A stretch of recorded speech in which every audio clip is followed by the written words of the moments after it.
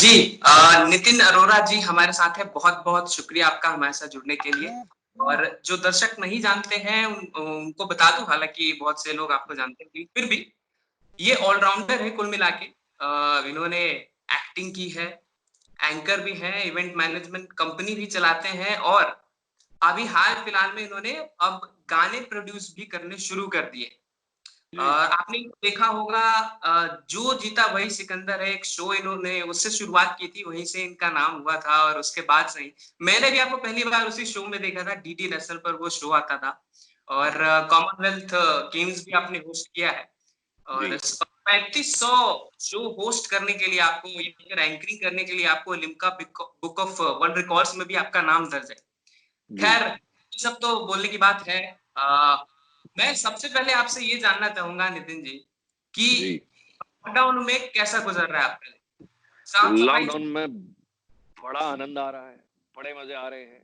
मैं सुबह उठता हूँ, झाड़ू ले लेता हूँ हाथ में, दोपहर होती है पोछा ले लेता हूँ हाथ में। नहीं कह रही तो मजा आगे बढ़ो, ऐसे जेन्युइनली बड़ा मजा आ रहा है। क्या है कि लाइफ में कभी भाग दौड़ की वजह से ऐसा मौका और समय नहीं मिला कि आप परिवार के साथ समय बिता सके, तो बड़ा मजा आता है। सुबह उठते हैं, नाश्ता करते हैं, आप जैसे भाइयों से बात करते हैं, फिर स्विमिंग करते हैं, योगा करते हैं, भोजन करते हैं। रात को बारबेक्यू किया था हमने, मतलब कमाल। हाँ, बड़ा अलग अलग तरह के। जी हाँ, रात को तो खुद ही कोशिश करी बनाने की। तो बारबेक्यू के ऊपर हमने मतलब अलग अलग चीजें बनाने की कोशिश की। जो नॉनवेज खाते हैं उन्हें पता होगा, तो टंगड़ी चिकन, मलाई टिक्का, ये सब इस तरह की चीजें बनाई और खाई और बड़ा मजा आया। चलिए, बड़ी अच्छी बात है। अच्छा, आखिरी बार कब इतना लंबा वेकेशन आपको मिला था? चलिए, लॉकडाउन के बहाने एक समय ही मिला है। आखिरी बार परिवार के साथ इतने लंबे समय तक कब रहे थे आप?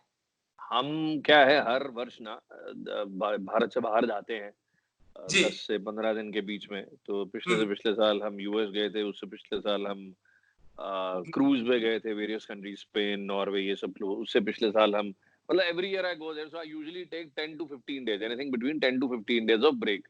लेकिन इतना लंबा मुझे जीवन में अपने 20 साल के करियर में याद नहीं कि मैंने क्या, किसी ने भी संसार में इतनी लंबी छुट्टी ली होगी।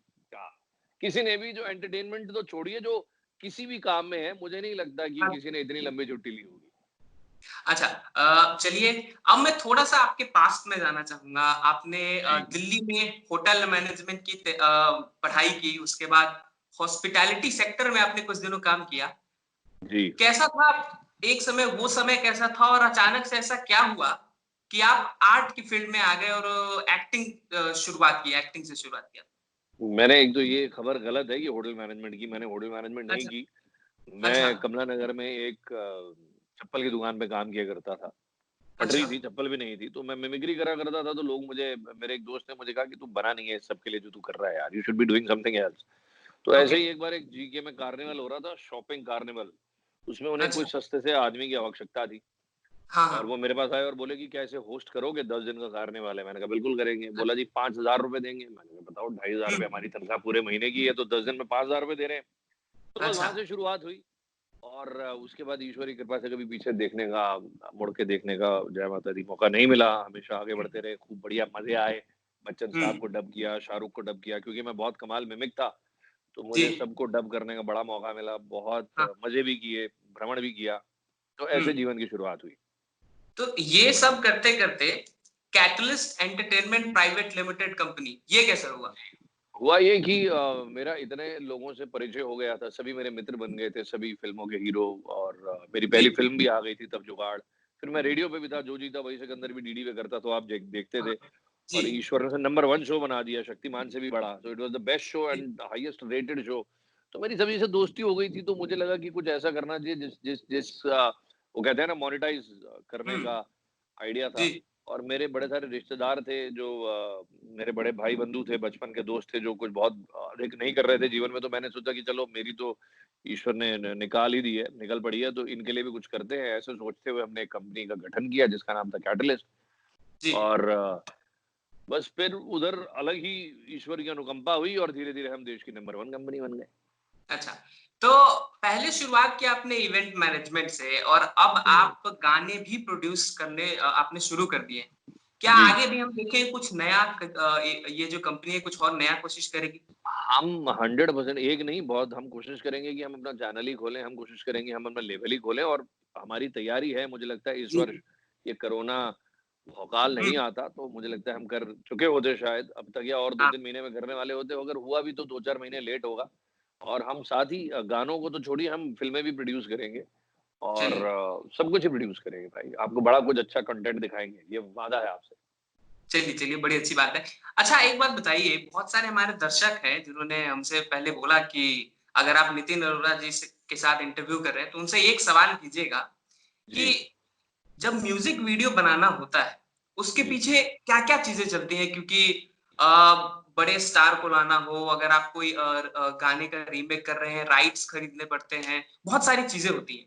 तो इसके पीछे क्या-क्या चलता है, ज़रा ये बताइए? देखिए, ये बड़ा लंबा प्रोसीजर होता है। सबसे पहले तो आपको अगर कोई पुराना गीत है, जैसे हमारा जो भी गाना है प्राड़ा मुआजगरले जी, दुआना मैनू लैग, ये भी एक तरह का लोकगीत था।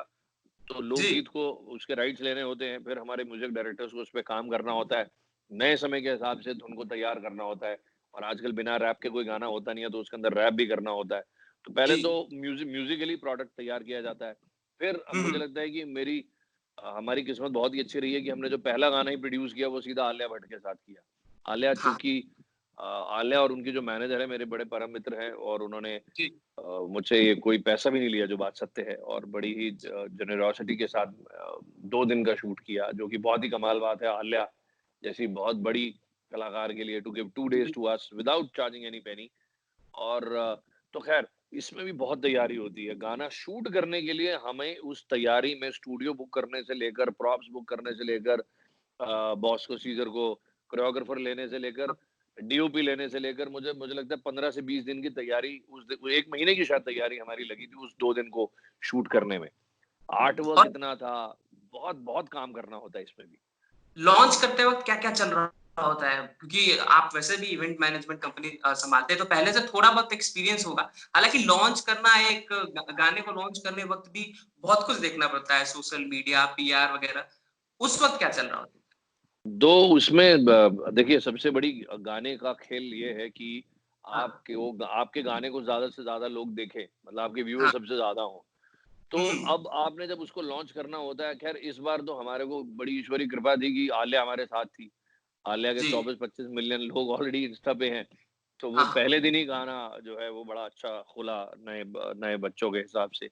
हुँ। लेकिन अगर जब आपके पास इतना बड़ा स्टार ना हो, तो एक बहुत बड़ा चैलेंज होता है कि उस गाने को किस जी। तरह से बड़ा किया जाए, उस गाने को हाँ। किस तरह से लोगों तक पहुँचाया जाए। पर आजकल बहुत सारे माध्यम हो गए हैं, टिकटॉकर्स इसमें बहुत बड़ी हेल्प करते हैं, अच्छा। इन्फ्लुएंसर्स बहुत बड़ी हेल्प करते हैं। तो अब वो समय तो चला गया जब टीवी पे गाना आया करता था और देखा करते थे। हुँ। आजकल तो आप लोगों के माध्यम से ही चीज़ें हिट हो जाती हैं। जी, बिल्कुल। तो ये सब चीज़ें दिमाग में बहुत रखनी होती है कि आप ज़्यादा से ज़्यादा लोगों को एंगेज कर सकें, ज़्यादा से ज़्यादा लोगों तक आपका गीत कैसे पहुँचेगा, गाना कैसे हुँ, हुँ। पहुँचेगा, ये सब चीज़ें आपको ध्यान में रखनी होती हैं। हाँ, और वो गाना काफ़ी हिट हुआ है अभी 48 मिलियन से ज़्यादा व्यूज़ हैं उस गाने पर यूट्यूब। हाँ, फिर भी हमें उम्मीद ऑनेस्टली स्पीकिंग ज़्यादा की थी, 48 मिलियन कम अच्छा। है। हमारा पिछला गाना जो हमने प्रोड्यूस किया था, हुँ, हुँ। लैम्बोर्गिनी, उसमें ज़्यादा हमें 300 मिलियन हो गया वो गाना, वो बहुत अच्छा, बड़ा हिट है। बिल्कुल। अच्छा चलिए अब एक आखिरी सवाल पर आपसे ज़्यादा वक़्त नहीं लूँगा मैं। जी, अ, आप जो जीता वही सिकंदर एक शो होस्ट करते थे क्योंकि मैं बचपन में देखता था, बहुत देखता था। मुझे पसंद था वो शो, आप लोगों को पुशअप करा रहे हैं, कुछ करा रहे हैं, बहुत आइसक्रीम खिला रहे हैं, अजीब-अजीब सी चीज़ें। हमें जी, टीवी के बाहर से लगता था कि ऐसे शोज़ होस्ट करना ना बड़ा मज़ेदार होता होगा। तो जी। आप ये बताइए कि अंदरूनी आपको क्या वो शो होस्ट करते समय बड़ा मज़ा आता था और क्या अब भी लगता है कि हाँ यार, मैं काश एक बार फिर से मुझे मिले, ऐसे शोज़ और होस्ट करूँ? एक तो यार तुम ये बार-बार बोल रहे हो कि बचपन, तो मुझे बड़ा महसूस हो रहा है कि मैं बहुत बड़ा हूँ। नहीं, नहीं, नहीं। तो तुम मुझे बड़ा-बड़ा महसूस करा रहे हो। बट ख़ैर ठीक है, मैं अक्सर जब भी जाता हूँ, एयरपोर्ट पे होता हूँ या कहीं भी होता हूँ, तो एयर होस्टेस आके कहती है, "सर, मैं बचपन में आपका शो देखा करती थी।" तो मुझे समझ में नहीं आता कि मैं ऐसे खुश हूँ कि रोऊँ। तो ख़ैर मतलब बहुत नहीं, सारे लोग आप ऐसे वैसे हज़ारों दिखने लाखों में लोग मिलते बिल्कुल हैं। नहीं लगते। आपकी एज दिखने में बिल्कुल पता नहीं चलती। अरे वाह! धन्यवाद, थैंक यू। तो ये बात है कि देखो, जो जीता वही सिकंदर। पहला तो मैं सब लोगों को ये बताना चाहूँगा कि हमारे देश का पहला एक्चुअल रियलिटी शो था, जिसके अंदर कोई स्क्रिप्ट नहीं थी, कोई रीटेक नहीं होता था, एक बार में टेक होता था। उसको शूट करने का जो आनंद होता था, वो कमाल ही होता था यार। जब हम मार्केट में जाते थे, एक तो लोग पहचानते थे भीड़ लग जाती थी, लाइनें लग जाती थी, लोग पार्टिसिपेट करना चाहते होते थे और बड़ा ही कमाल मजा आता था। लोगों का जो रिस्पॉन्स है वो उसी समय दिखता था। ये कोई बिल्कुल। स्क्रिप्टेड और फेक नहीं है कि पहले वो लड़की गाते गाते बोलेगी जी मैं गरीब हूँ, फिर उसकी माँ रोएगी, ये सब कुछ नहीं होता था। जो हाँ। एक्सप्रेशंस होते थे वो एब्सोल्युटली जेन्युइन होते थे। जब कोई गिर रहा है तो गिरते हुए नजर आता था, किसी को हम्म। चोट लग रही है तो चोट लगते हुए, किसी एक बार मुझे याद है हमने किसी को सॉफ्टी खिलाई थी, हम डर गए थे हाँ। तब। तो बिल्कुल। गर्ल वाज ईटिंग सॉफ्टीज, वो सॉफ्टी खाते खाते उसकी नाक से सॉफ्टी निकल आई। तो हमारी इतनी बुरी हालत हुई, हमने कहा भाई अगर इस लड़की को कुछ हो गया तो हम तो तो हम गए। सारे, हाँ सब गए। तो इस तरह के रोज वाकया हुआ करते थे, लेकिन ईश्वर की बड़ी कृपा रही कि आज तक कभी कोई भी बुरा वाक्य नहीं हुआ। लोगों ने उस शो को इतना पसंद किया कि वो इंडिया का नंबर 1 शो बना। उसको मैं बहुत मिस करता हूँ। मैं कल ही बात कर रहा था बादशाह से, और मेरा दोस्त है जो सिंगर बादशाह है, हाँ, तो हाँ, हम हाँ। बात कर रहे थे कि यार इस शो को दोबारा से शुरू करते हैं। तो मुझे लगता है कि ईश्वर ने चाहा और आप लोगों का साथ रहा तो हम्म। इसको एक नए रूप में हम शुरू कर देंगे बहुत जल्दी। चलिए, बहुत-बहुत शुक्रिया हमारे साथ जुड़ने के लिए। आपने बड़ा इम्पोर्टेंट वक़्त दिया। हालाँकि अभी काफ़ी लोगों के पास वक़्त है, लेकिन फिर भी जाते-जाते मैं आपसे ये कहना चाहूँगा कि एक बार ये कह दीजिए कि हमारा जो यूट्यूब चैनल है वन वर्ल्ड न्यूज़, इसे सब्सक्राइब कर दें। मेरी सभी लोगों से आग्रह है, इल्तिजा है कि वन वर्ल्ड न्यूज़ को सभी सब्सक्राइब ज़रूर करें। इसमें बड़े अच्छे रिपोर्टर हैं, खुद ही बड़े खूबसूरत हैं ये। तो तुम्हारे चक्कर में आई एम शुक्रिया। श्योर बड़े सारे सब्सक्राइबर्स आ ही जाएँगे।